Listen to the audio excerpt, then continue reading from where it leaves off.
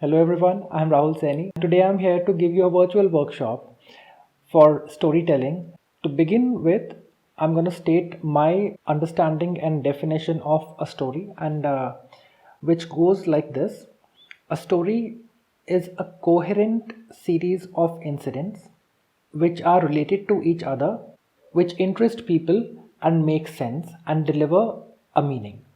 So two things are key essentially. One is interest people, and two is make some sense and deliver some meaning. Interest essentially means that it needs to involve people. It has to have a certain quality of fun and involvement, and meaning, it has to say something. It cannot be just a plain flat incident. Also, story on the outset has a plot and a set of characters, and this is where we're going to take it on for this workshop. Before I go any further, I'll like to state what I will not be doing for this workshop. I will not be giving you a to-do list of things as to what to do and how to start writing and what are the various rules of writing. I'm not going to delve into that because it's damaging, and I'll just explain why it is damaging. And two, I'm not going to give you a list of books which you need to refer in order to improve, polish, and develop your writing. Why I will not give you a to-do list is because I think it is dangerous and damaging, and it kills your own style and it prohibits you from developing one. You have to make your own choices, you have to make your own methods and systems, and you have to make your own devices to do whatever you want to do. If I tell you a simple checklist of to write a story, you do 1, 2, 3, 4, 5, it becomes very mechanical and you will never be able to create your own style, find your own voice. So that is one thing I'm not going to do. I am not giving you a list of books because I want you to find them on your own. There are so many books out there, you can, and some of them are so hugely popular, you will not need to search them much, and there are some which are very hidden and you will need to dig them and get them. I'm not giving you a list because if I give you a list, you will never own those books because it's just something that I gave you. It came to you so easy and then you read it and then it's fine. But if you go out there and start searching on your own, you will develop a sense of connection with those books. They will be your discoveries, they will be your findings, and when you sit down to read them, you will have a stronger bond and stronger connection with them, and in turn you will end up learning more from them. So do your homework, work, get the books out of there. They're all there and they will help you, but I'm not going to give you the names. What I'm going to give you instead is this ambiguous mist of a cloud that you need to breathe, inhale, and shape on your own, using your own mind, your own understandings, and your own sensibilities.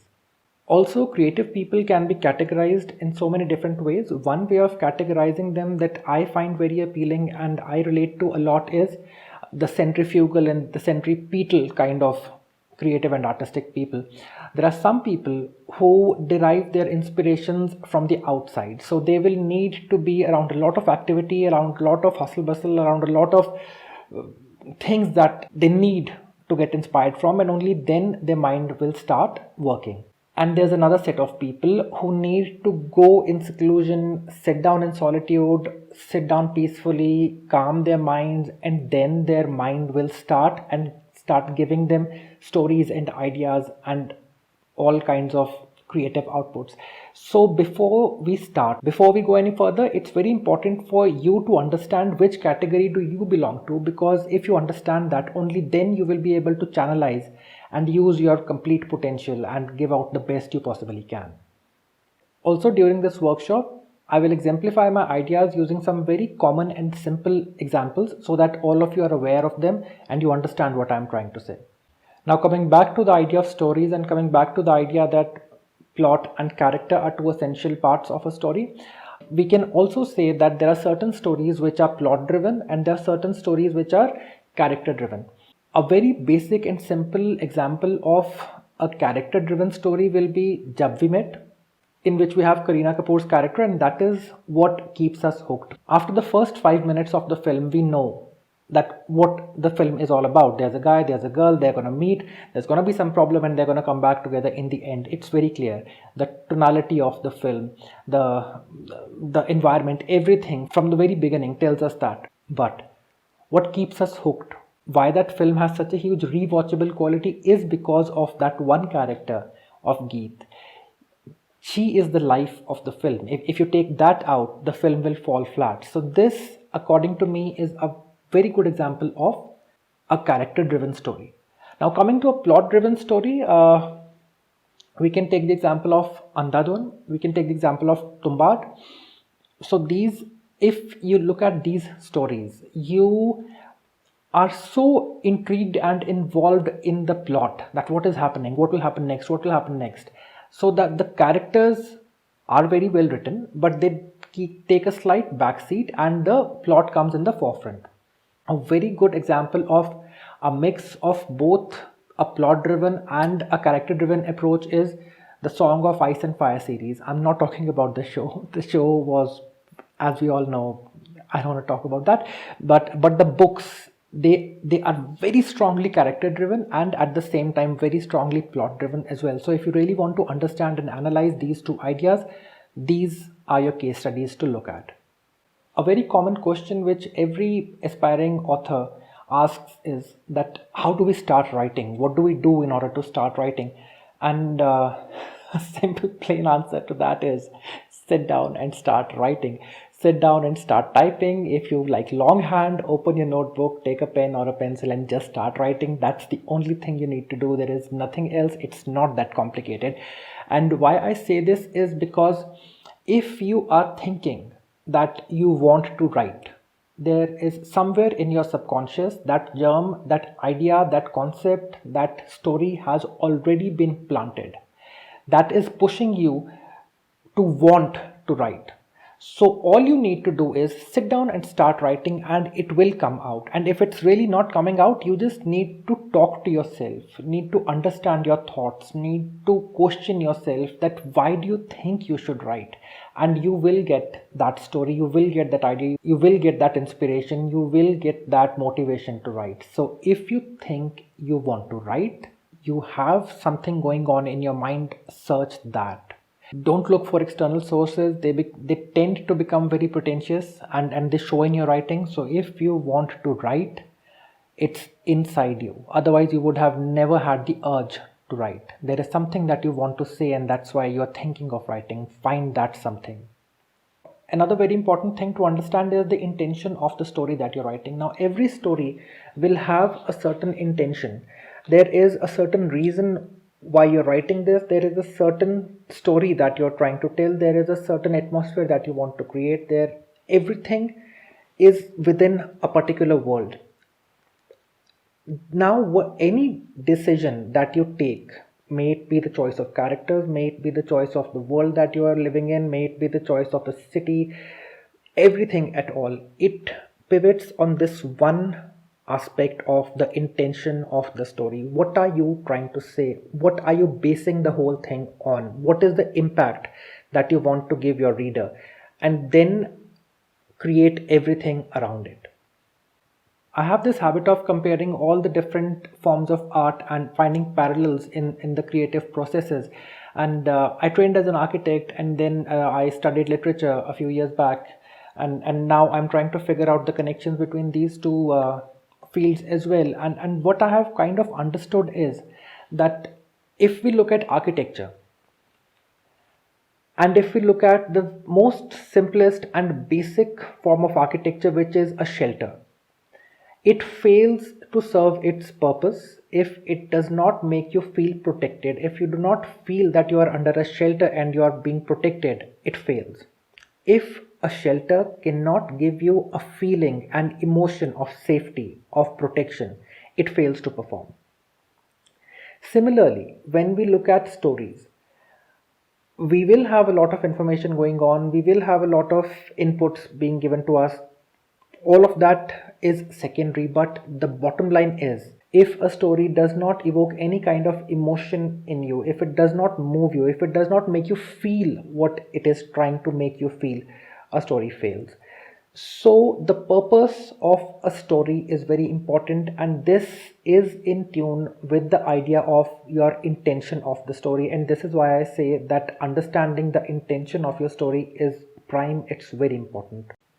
Different authors will define writing differently and storytelling differently, but for me, storytelling or writing is pretending without pretending.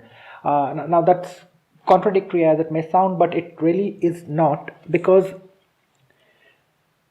we all live in a world and we all have our own exposures and sensibilities and values set. We agree with certain things and we don't agree with certain things. That said, whenever we see something which we may not agree with, we are living in very turbulent times and there's a lot happening around us which may be disturbing for some and not disturbing for some. So whenever that is happening, when you do not agree with something, when you disagree with something, you want to say something about it, and that is when stories are born. It can be, your idea of how to be happy, or your idea of something happened and that was wrong and you want to bring that out to people, or anything at all. Now those are things which are very real, they are not pretense. But when you sit down to write a story, to say something that you want to say, you will have to build up a world of pretense. You will have to make things up, and then you have to tell that story. To make it more clear to you, I will take the example of Malgudi Days. Now, a fictional town, but the feelings that we come across in those stories are so real. They are so human. They are so relatable. You can feel them. The characters are so lifelike, and that for me is like something which is masterfully pretending without pretending. You have to be very honest with what you feel. You have to understand your feelings, you have to understand your stand and take, and then you have to create a pretense world, a pretense set of people, fictional set of people, and you have to say the things which you believe in through them. So this is what I mean when I say pretending without pretending. Also, story writing for me is a process of getting to know yourself more than telling a story, because everything that I sit down to write, the way I'm narrating it, the choices that I make for my characters, they are my belief system. If I am writing something, and if I want to say that okay, this is an action that a character takes, and then something disastrous results, it is my set of values shaping that. It is my value system that is determining the what is good, what is bad, and in turn what will result into something bad or what will result into something good. So in order to write, you need to understand yourself more. It is more of a process of understanding yourself as opposed to just a process of telling a story. And while we are talking about pretense, I also would like to mention that all of us, sometime or the other, come across books which we read and which we go, okay, this is very pretentious, I'm not enjoying this, it's not honest, I'm not gonna read it, I'm gonna keep it aside. Why does that happen, and how, as an author, can you avoid it? Time and again, when we really enjoy reading a book and we really fall in love with it and we lose ourselves in it, somehow it sets in our system. And sometimes, knowingly or unknowingly, we start imitating it, we start copying it. Because we are so in love with it, we want to do something exactly the same. And that is the time when we start to read pretentious. According to me, it comes out of admiration, but it is very dangerous. And as an author, one needs to be mindful to understand that when someone else's work is influencing us so much that we are not able to hold that on properly either, and we are losing our own style as well. And this is something we really need to keep in check. Another very simple rule of writing is know more than your reader. You need to know a lot more details about your characters than you eventually end up putting in your book. I like to look at it this way, like if you have ever tried photography these days, all of us have cell phones and we keep clicking photographs. Just understand how you create a frame. There is an object that you need to click, so you set it up and then you arrange everything around it, the kind of light that you want, the kind of color scheme that you do. You create that frame. Certain things will fall into that frame and certain things are around that frame which create that frame. Now when I say know more than your reader, what I mean is have those details in place which are not in the frame. That will end up creating your frame a lot richer and a lot more beautiful. And the same idea also applies to writing. You have to detail things. You have to have the answers to the questions which are not even asked in the book. It just creates a more believable and realistic picture. It is very essential to understand the importance of imperfection. The world is largely imperfect, we are a part of it, and hence it needs to be understood that nothing that we create can be absolutely perfect.